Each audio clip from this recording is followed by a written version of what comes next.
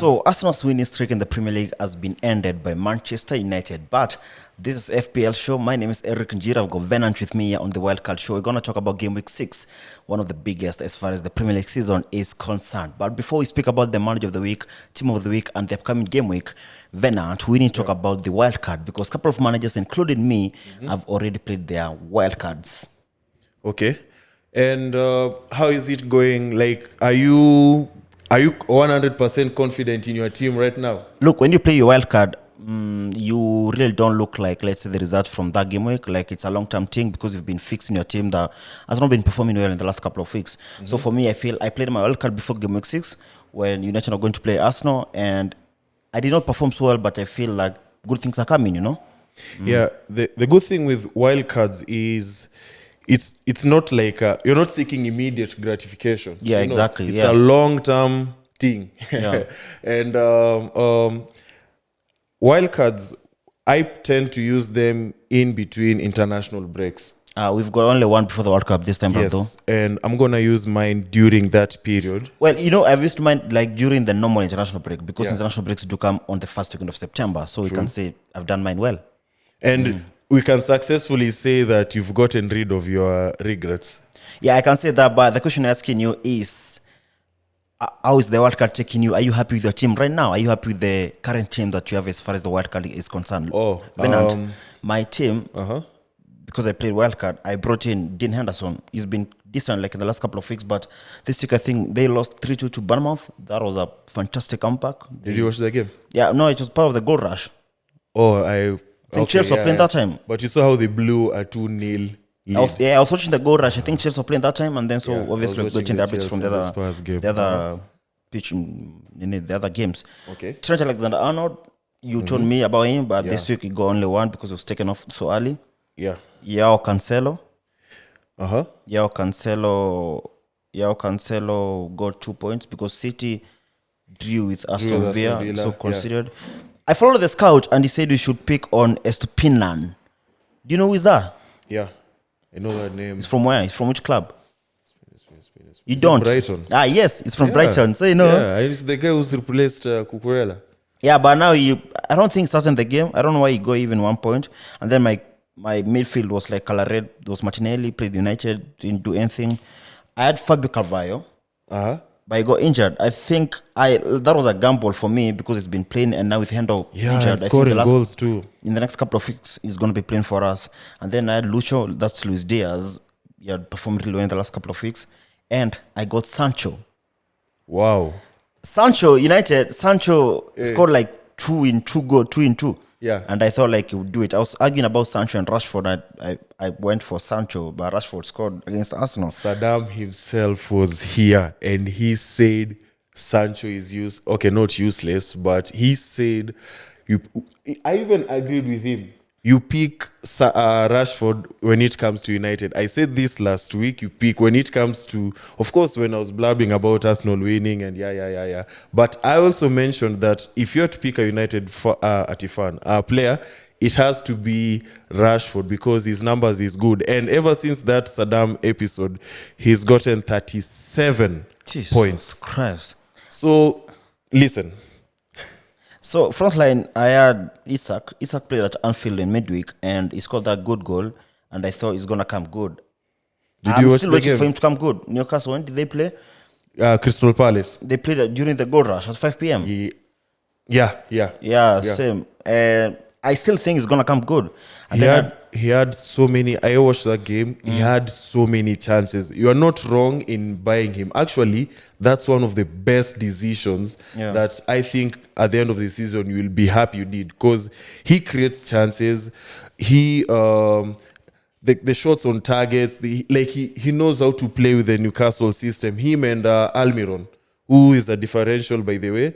And now when St. Maximin is back, Newcastle now will be proper. So that's a good and I got him when like not so many people had him like this week, and then the other guys were I brought in Hurricane, he scored. That was a good pick for me. And then the captain was the obvious guy. We all know who is the obvious. That is Erling Haaland. Yes, so that's how the wildcard is looking for me. Please tell us, are you happy right now with your wildcard or your team so far? We're now game week 6, we're going to 7 on Saturday when Fulham take on Chelsea from early kickoff. So tell us what you think about your team so far.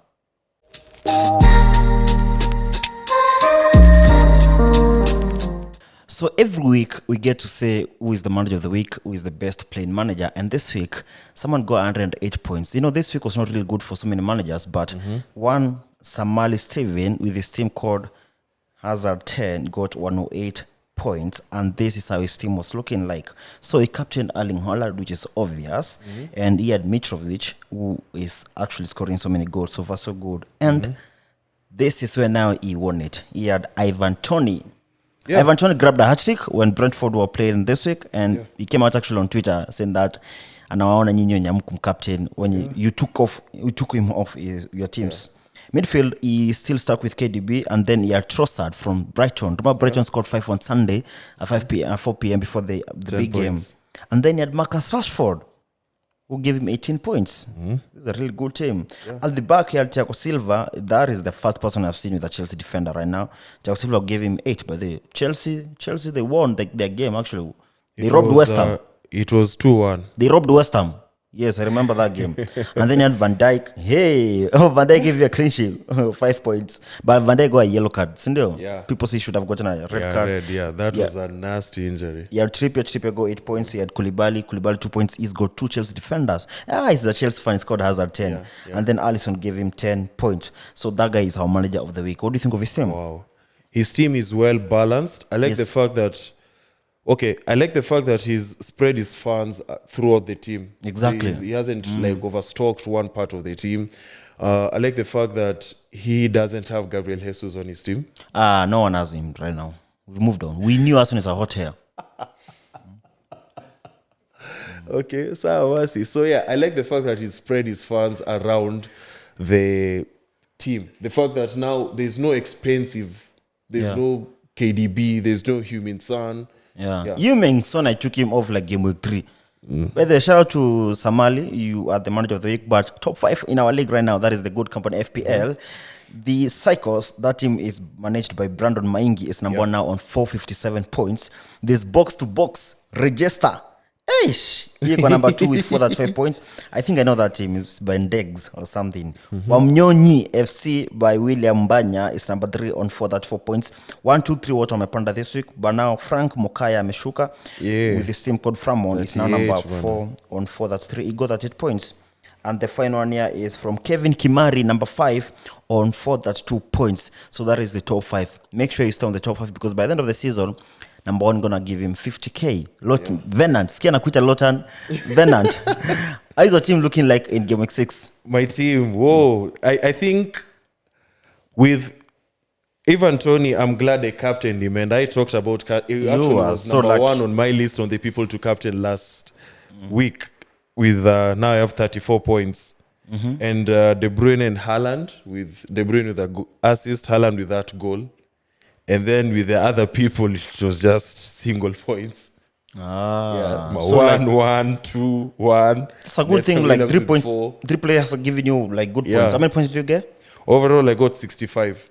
Me I got 42, man. Like 42. What went wrong with your team in relation to the midfield? If you look at someone like Sancho scored the other week, Luis Diaz scored the other week, Martinelli scored the other week, they didn't score. And then at the back, there was no clean sheet. The entire back room, there was no clean sheet. Let me ask you a random question. Do you think there are teams right now which have good clean sheet able fixtures? Or right now it's hard to tell which team is going to keep a clean sheet? It's so inconsistent because look at like Man City and Liverpool, right now they're not keeping the clean sheets. They have been keeping the clean sheet in the last couple of seasons. Chelsea, the same thing. They have so many defenders, a good keeper.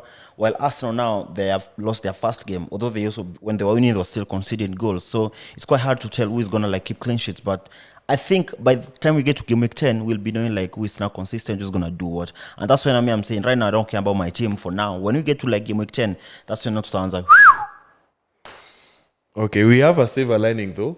Brighton have conceded few goals so far.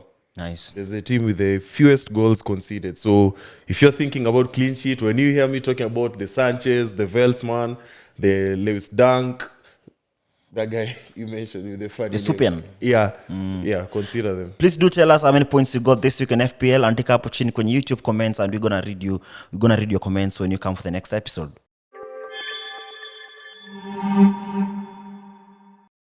With the Champions League and the Europa League ongoing, that means that now a couple of players may be changed coming to game week 7 of the Premier League. Chelsea do play their kickoff when they go to Fulham on Saturday from 2:30. Liverpool have seen we're playing Liverpool. We are playing Wolves at home, and then Arsenal do play Everton. They're in the Europa League.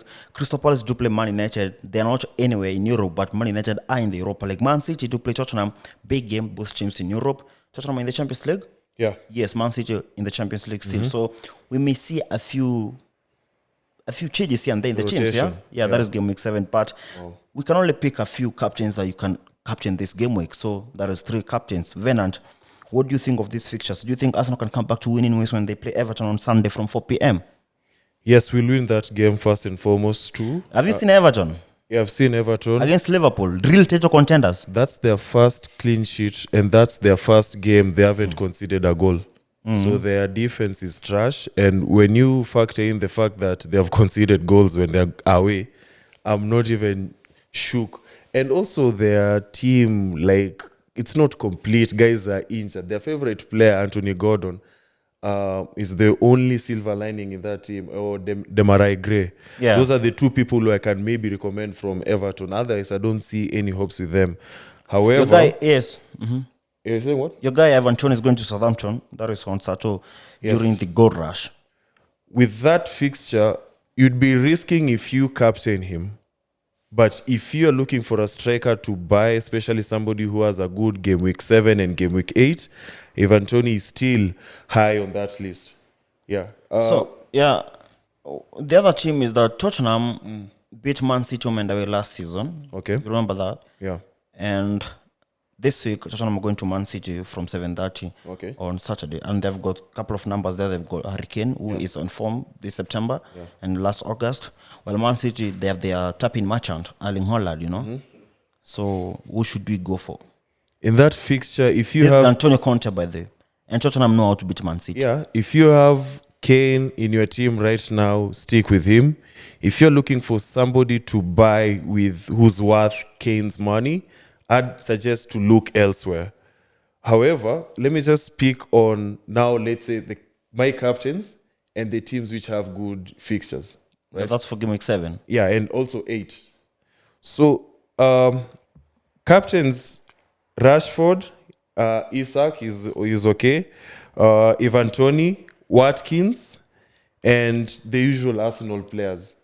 And when it comes to now teams which have a good game week 7 and 8, Brighton, Crystal Palace, United, Newcastle, Aston Villa, and Arsenal. So pick players from those teams to either buy or also captain. We're back at Anfield. Diogo Jota is back. Luis Diaz is doing his thing, You don't think we should captain anyone from Liverpool? Let's start from... I've taken off Salah, by the way, from my team. So let me ask you a question. As a Liverpool fan, do you think you're keeping a clean sheet? That day, I think we're scoring goals. Clean sheet? I think we're scoring goals. I don't think about clean sheet right now. So that means you have to go with Luis Diaz, or if you have a Firmino in your team, you can risk him as a differential captain. Yeah, But please, the best contender for a Liverpool captain in your team, Luis Diaz number 1, Salah number 2.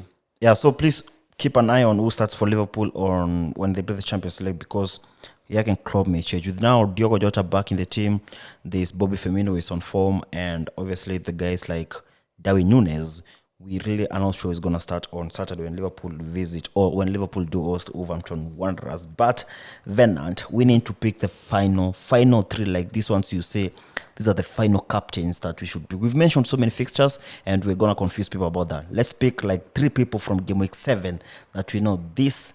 If you put one of them, you're probably going to hit like, let's say, 70 points. So, Haaland, safe pick. I'd go with Tony, but if you're looking for a differential captain, Rashford. Oh, nice. I think I'll agree with you on Erling Haaland, but I would also risk on Harry Kane and Gabriel Jesus when Arsenal do host Everton at the Emirates on Sunday. As guys are out, we're back after game week 7, going to game week 8. Actually, game week 8 starts from Friday, so we should be here in the middle of the game week, and we'll be telling you a lot about where we are as far as now the FPL is concerned. This is the Wildcard Show on the Good Company YouTube page.